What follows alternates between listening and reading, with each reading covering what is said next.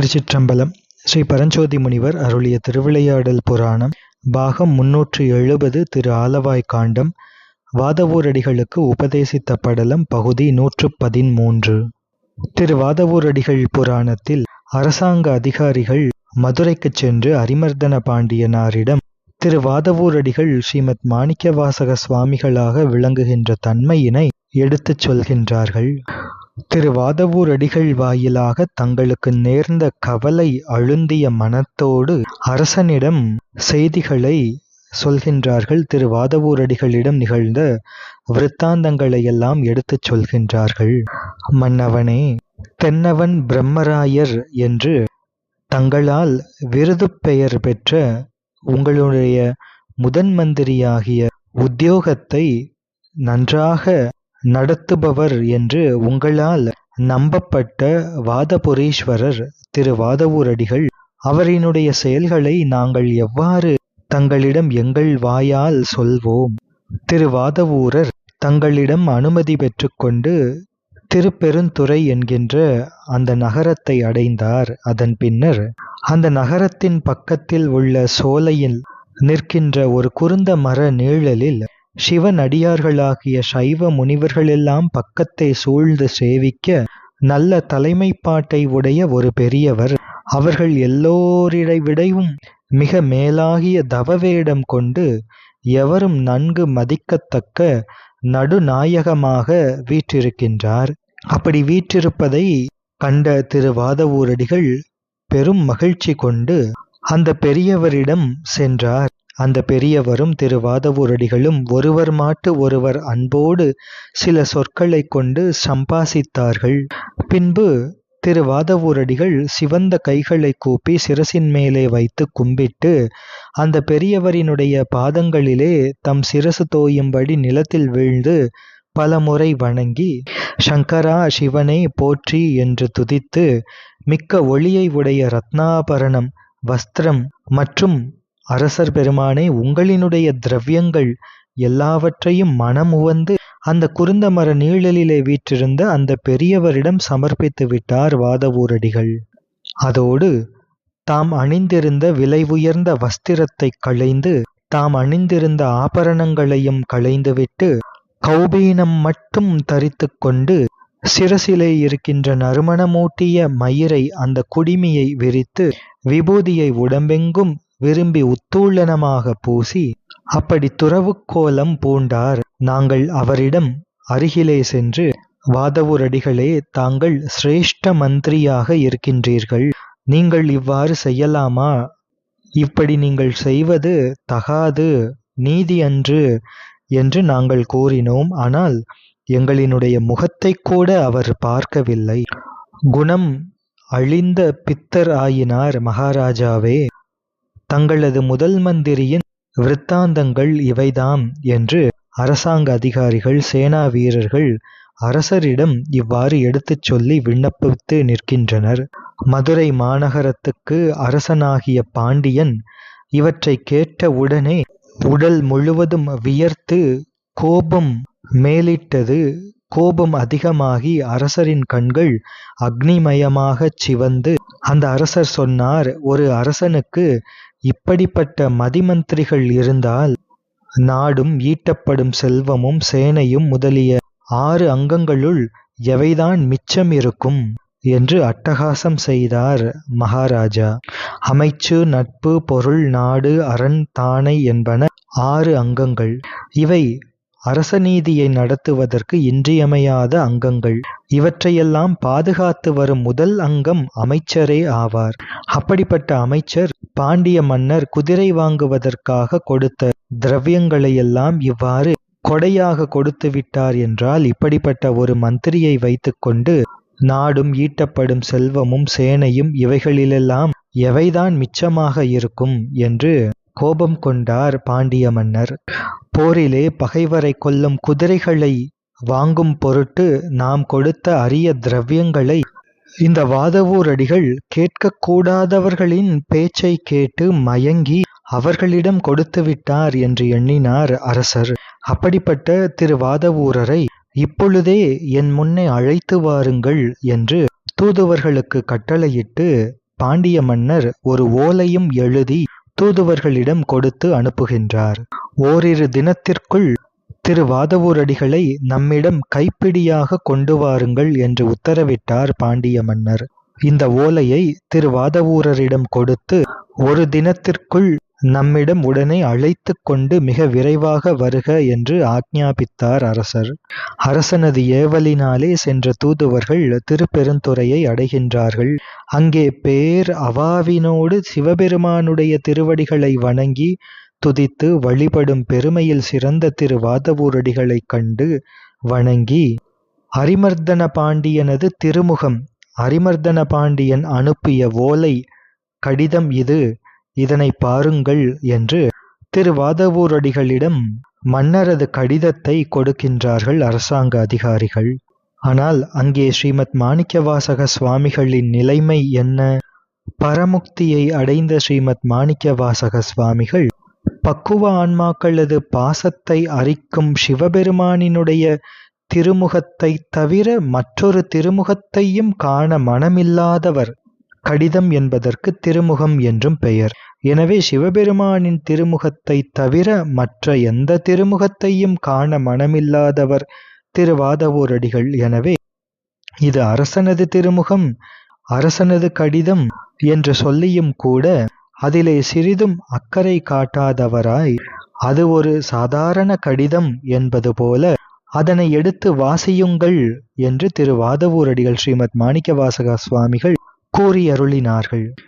கடிதம் வாசித்தல் தொழிலில் வல்ல கரணர் ஒருவர் சமீபத்திலே போய் அந்த அரசரினுடைய கடிதத்திலே எழுதிய வாக்கியங்களை வாசிக்கத் தொடங்கினார். அந்த கடிதத்திலே இவ்வாறு எழுதியிருந்தது: அரிமர்தன பாண்டியனாகிய நான் எழுதும் இந்த ஓலையை தென்னவன் பிரம்மராயன் என்னும் நம் முதன் மந்திரியானவர் காணுக. நீர் எமது திரவியசாலையிலிருந்து அளவற்ற திரவியங்களை கொண்டு சென்று மாட்சிமை பொருந்திய குதிரைகளை வாங்காமல் அதற்கு பிரதியாக ஒரு கௌபீனம் கொண்டீர். இதுவே ராஜதர்மத்தை நடத்தும் பிரதான மதிமந்திரிகளுக்கு லட்சணம் என்று நாம் அறிந்து மனமகிழ்ச்சி அடைந்தோம். நாம் மனமகிழ்ச்சி அடைந்தோம் என்பது நாம் வெறுப்பு அடைந்தோம் என்பதனை குறிப்பாக உணர்த்துகின்ற வாக்கியம். நம் காரியதரிசியாகிய நீர் நமக்குச் செய்த விசுவாச காதகம் போலும் அபராதம் வேறு இல்லை. எனவே அமைச்சியல் பழிந்த நும்மை பெரிதும் வெறுத்து ஒழிந்தேம் என்பது இதனுடைய குறிப்பு. மேலும் கடிதம் தொடர்கின்றது: இந்நிலவுலக அரசராகி மகிமையோடு நீர் வாழ்ந்தாலும் ஜுவாலிக்கின்ற உதராக்னியை தணிக்கும் பொருட்டு வீடுகள் தோறும் யாசிப்பது மகிமை என்றும், உறுதி பெற உள் அன்பாலே தம்மை சம்ரக்ஷணம் செய்த அரசருக்கு துரோகம் செய்துவிட்டு அவருக்கு அந்நியமாகிய வேறு ஒன்றை செய்வது அனுகூலமாகும் என்றும் நீர் படித்த நீதி நூல்களிலே அவ்வாறு இருக்கின்றது போலும்.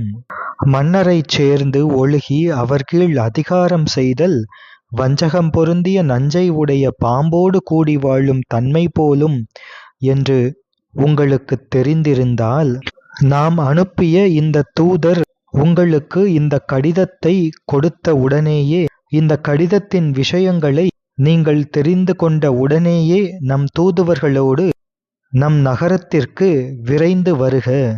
இங்கனம் அரிமர்தன பாண்டியன் என்று பாண்டிய மன்னனின் கையெழுத்தையும் வாசித்து காட்டினார் அந்த கடிதம் வாசிக்கின்ற கரணன். கரணன் என்பவர் கடிதம் வாசிக்கின்ற ஒரு அதிகாரி.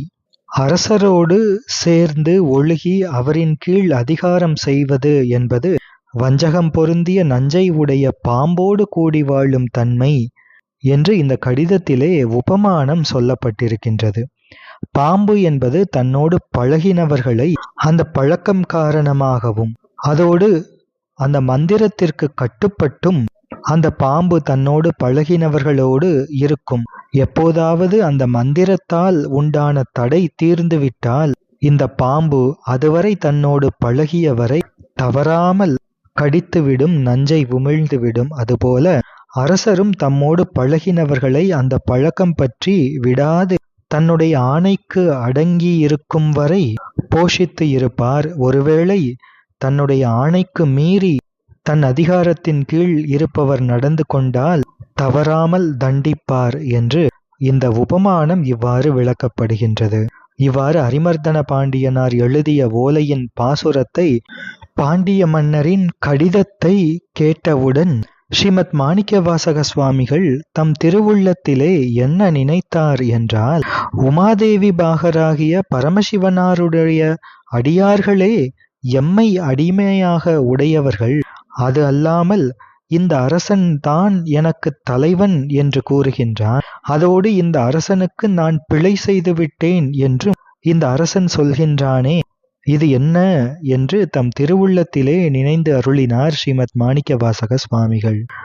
எம்மை அடிமையாக உடைய பரமசிவனாரினுடைய வலிமையினாலே யமன் எழுதும் மரண ஓலையை கொண்டு வந்து உயிரை வாங்குகின்ற யமதூதுவர்கள் கூட எமக்கு சமீபத்திலே வரமாட்டார்கள். அப்படி இருக்க தாரகாக்ஷன், கமலாக்ஷன், வித்யுன்மாலி என்ற பகைவர்களது பொன், வெள்ளி, இரும்பினால் ஆன முப்புறங்களையும் ஒரு கணப்பொழுதில் எரிந்து துகள்பட்டு விழும் வண்ணம் திருப்புன்னகை அக்னியினால் அழித்த சிவபெருமானினுடைய அடியவர்கள் வேறு எதற்கும் அஞ்சமாட்டார்கள் என்று தம் திருவுள்ளம் பற்றினார் ஸ்ரீமத் மாணிக்கவாசக சுவாமிகள்.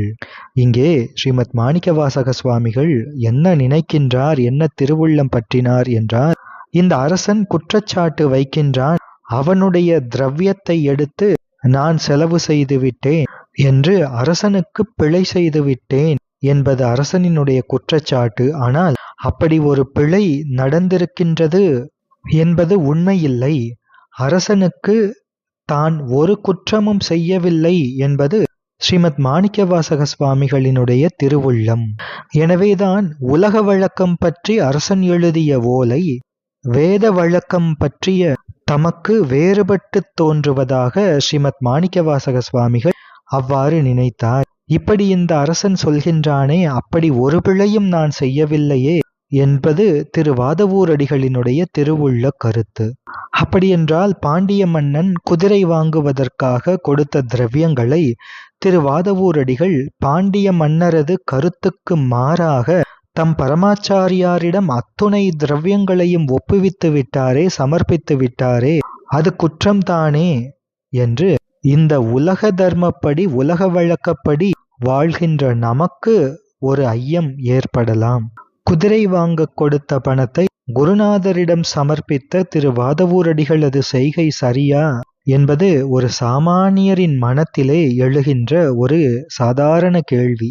அது பற்றித்தான் உரையாசிரியர் முதலிலேயே தெரிவித்தார். இந்த உலக வழக்கம் பற்றி அரசனது கடிதம் அவ்வாறு இருந்தது. ஸ்ரீமத் மாணிக்கவாசக சுவாமிகளது நிலைமையோ வேதாகம வழக்கம் பற்றி அவர் பரமமுக்தராய் நிற்கின்ற நிலைமை என்று முதலிலேயே அந்த வித்தியாசத்தை எடுத்துக்காட்டி இந்த உரையை ஆரம்பிக்கின்றார் உரையாசிரியர். எனவே இங்கே ஸ்ரீமத் மாணிக்கவாசக சுவாமிகள் மகாராஜாவின் பொருளை, அரசன் பொருளை ஹரன் பணிக்கு செலவிட்டது சரியா என்ற ஒரு கேள்வி. இதிலே ஒரு குற்றமும் நிகழவில்லை என்பது திருவாதவூரடிகள் பெருமானது திருவுள்ள கருத்து. திருவாதவூரடிகள் பெருமான் தவறு செய்திருக்கின்றார் என்பது மன்னன் எழுதிய ஓலையிலே இருக்கின்ற கருத்து. எனவே ஸ்ரீமத் மாணிக்கவாசக சுவாமிகள் அரசன் பொருளை ஹரன் பணிக்கு செலவிட்டது சரியா என்பதற்கான பதிலை உரையாசிரியர்கள் விளக்குகின்றார்கள். அதனை தொடர்ந்து சிந்திப்போம். திருச்சிற்றம்பலம்.